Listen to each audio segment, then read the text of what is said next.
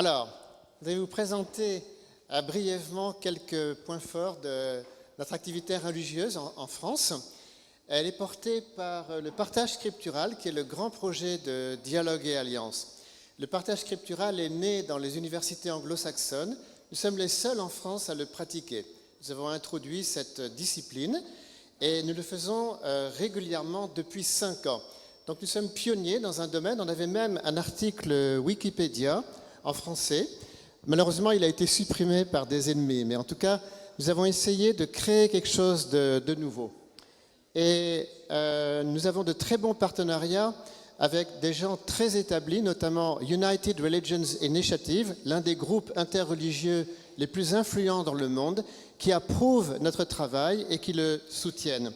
C'est d'ailleurs avec eux que cette publication a pu être faite. Ça nous donne beaucoup d'autorité en France dans le domaine interreligieux. Les gens voient que nous avons une réelle compétence.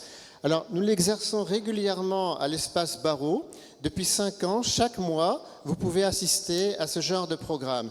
Il y a parfois des personnes de haut niveau qui viennent, notamment l'ancien cardinal de Philippe Barbarin de Lyon avait déjà parlé pour nous une fois. On peut atteindre vraiment le haut niveau.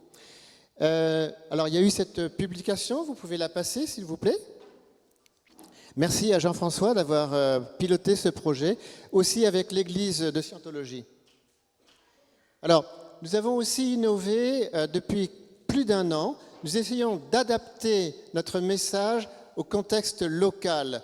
L'interreligieux a une résonance particulière dans une banlieue assez pauvre, les Ulysses. Il y a beaucoup de dialogues interreligieux en Île-de-France, mais aux Ulysses, pas trop. Et nous sommes en train de l'introduire dans le siège même national de notre fédération. Récemment, nous avions le recteur Meroun, l'un des plus importants recteurs de mosquées en France, qui est venu d'Évry. Il était enchanté de parler chez nous. Nous utilisons donc au mieux notre siège national d'Orsay. Nous le rentabilisons. Nous avons aussi un très bon partenariat avec Genève. Souvenez-vous que Genève, c'est le siège du Conseil mondial des églises. Et Chantal Komagata, chaque lundi, en fait, organise un partage scriptural. Donc, nous avons tout un réseau. Alors, si vous êtes déterminé et résolu pour cette année 2026, vous allez soutenir beaucoup plus ce projet. Pas simplement être spectateur, mais amener des personnes. Promis? D'accord.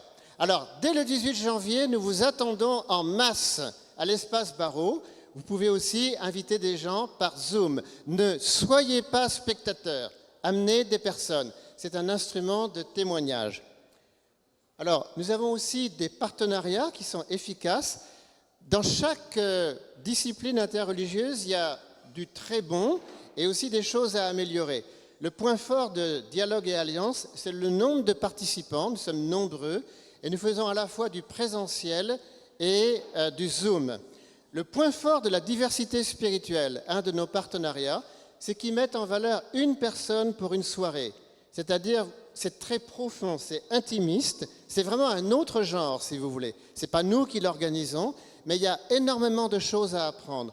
Un autre aspect, c'est que la diversité spirituelle, ils sont très organisés sur le plan associatif. Tous les mois, pratiquement, on a un conseil d'administration. Ça, c'est vraiment une bonne pratique dont nous devrions hériter. Le point fort des scientologues, c'est que leur service interreligieux a lieu dans un endroit magnifique. C'est vraiment l'une des plus belles chapelles qu'on puisse trouver en Île-de-France, près du Stade de France. Donc quand vous allez là-bas, vous êtes vraiment inspirés et aussi, ils ont une très bonne hospitalité. Par contre, ils n'ont pas beaucoup de monde à leur service. Mais je pense que nous devons apprendre les uns des autres. Alors, moi-même, j'ai eu beaucoup d'expérience avec le monde spirituel.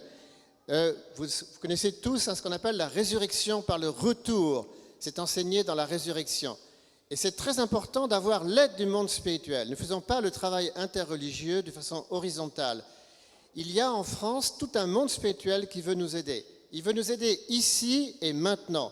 C'est-à-dire que les personnes du monde spirituel ont besoin d'un lieu et d'un moment précis pour intervenir. Concrètement, comment ça se passe? Eh bien, par exemple, en France, il y a quelqu'un de très important qui est Jean Calvin. Il est mentionné dans le principe divin, mais surtout, notre mère a beaucoup parlé de lui récemment, en disant qu'elle est née 400 ans après la publication d'œuvres majeures de Calvin. Calvin, c'est un Français. Alors, qu'est-ce que vous faites dans ce cas-là? Vous allez dans sa maison natale, pas quelque part ailleurs. Vous allez là où il est né, puisque notre mère a dit que Jean Calvin, il a un rôle providentiel. Qu'est-ce que vous découvrez en allant là-bas? Que le calvinisme a une influence majeure sur la Corée. Ce n'est pas 400 ans et puis au bout du compte, la vraie mère vient. Non, depuis 400 ans, les disciples de Calvin ont travaillé jusqu'à implanter un fondement très important en Corée. La Corée moderne est en grande partie un pays calviniste. Donc c'est vraiment important pour nous d'aller dans le lieu de naissance, d'aller faire quelque chose là-bas. Mais quoi exactement? Eh bien, nous sommes allés dans sa maison, c'est en Picardie, c'est pas loin d'ici en fait, et on terminait un séminaire de spiritualité. Nous étions 33 personnes à Chamarande. Le meilleur moment, c'est après le séminaire. Vous allez là-bas avec l'envoyé spécial de la vraie mère, In Pyo Moon. Et qu'est-ce que vous faites arriver là-bas? Eh bien, vous bénissez la maison. Depuis 400 ans que Calvin est né, enfin un peu plus, personne n'est venu bénir sa maison, chanter des holy songs. Avouez que c'est important quand même. Oui, donc nous avons fait ça cette année. Voilà. Donc, In Pyo Moon était là, et comme par hasard, sur place, il y avait quoi? Beaucoup de Coréens, oui. Ça, c'est une grosse surprise. Donc, quand vous voyez que notre mère parle de Jean Calvin, vous vous dites, ah, mais il y a vraiment des raisons alors. D'ailleurs, tous les textes, les légendes des objets là-bas sont écrits dans 2 langues uniquement, le français et le coréen. Et là, vous vous dites, il y a quelque chose à faire en France. Mais quoi, par exemple? Eh bien, les choses ne viennent pas tout de suite. Et elles ne viennent pas non plus de façon très directe. Un jour, il y a un frère néerlandais, il me dit avec insistance, « As-tu visité la communauté de Pomerol ?» C'est près de Marseille. Je dis, je ne connais pas ça. Il me dit, avant de connaître les principes divins, j'ai fait une retraite à Pomerol. C'est un peu l'équivalent de Thésée, mais au féminin. Je dis, écoute, franchement, j'en sais rien. Mais il a insisté, c'est Franz Battenburg. Finalement, je me suis dit, bon, je vais téléphoner là-bas. Donc j'ai téléphoné à la communauté de Pomerol, et tout de suite, ils étaient intéressés par Dialogue et Alliance. Donc la religieuse, la supérieure, alors c'est une religieuse protestante, je vais en parler, elle a tout de suite dit oui, ça m'intéresse de présenter notre communauté. Ça s'est fait en quelques minutes, quelques coups de téléphone. Là, j'ai vraiment senti l'esprit de Calvin, en fait. Parce que ce sont des religieuses, si vous voulez, c'est un peu l'esprit féminin, c'est l'esprit de la vraie mère. Quelques jours avant qu'elle intervienne chez nous, elle m'a accueilli dans la maison du protestantisme en France. C'est-à-dire, si vous voulez, c'est le headquarter des protestants, c'est à Paris. Moi, je ne suis jamais allé là-bas. Là, vous sentez tout l'esprit des protestants français, ce qu'on appelle les huguenots. C'est vraiment important d'être là-bas. Pour l'instant, c'est une petite porte, en fait. Alors, elle m'a guidé aussi, on a pris un déjeuner ensemble, et après, elle m'a présenté à ce qu'on appelle les diaconesses de Reuilly. Ce sont d'autres religieuses protestantes. Moi aussi, je croyais qu'il n'y avait que des religieuses catholiques, mais on peut être protestant et religieuse aussi. Ici, vous avez la croix des Huguenots. Alors, je vous encourage à étudier cela, la vie des protestants en France. Ce sont des gens qui ont énormément souffert. Les Huguenots en France ont été persécutés. C'est vraiment l'un des groupes les plus persécutés de notre nation. Pourtant, ils sont très influents dans l'histoire de France. C'est donc un groupe avec lequel nous devons travailler. Un autre groupe que nous avons découvert cette année, c'est la Fraternité Blanche Universelle. Encore un mouvement qui est né en France. Bien que le fondateur soit bulgare, le siège mondial de ce mouvement important est à Sèvres.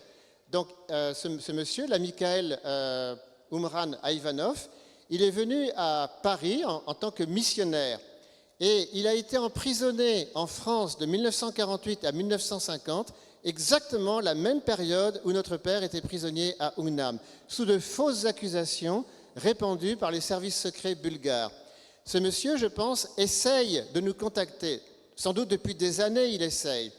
Or, quand nous avons fait Dialogue et Alliance sur le thème de la fraternité, je me suis dit, tiens, il y a un mouvement qui s'appelle la Fraternité Blanche Universelle en France. Contactons-les.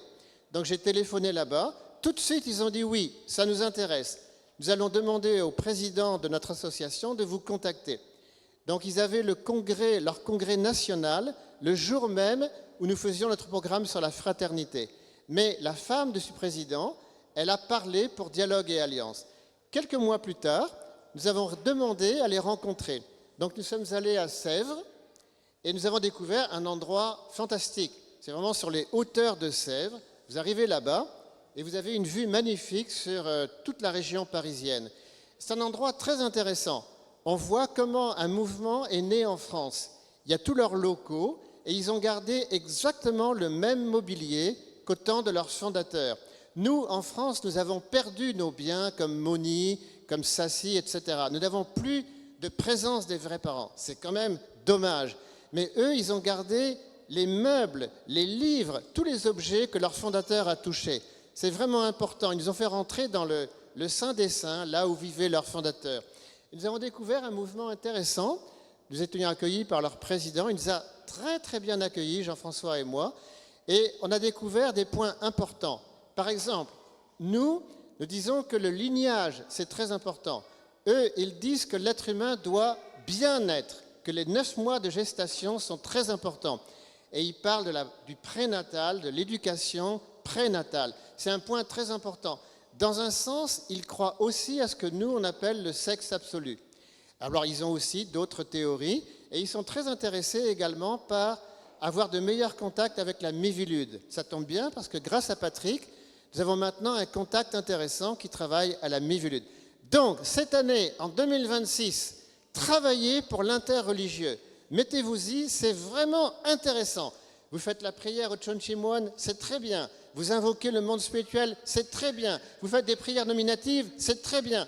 Mais ça ne suffit pas. Il faut aller sur le terrain. Sinon, le monde spirituel, il reste coincé. Il faut qu'il vienne sur terre. Vous êtes d'accord? Bon, alors faites-le de bon cœur. Voilà.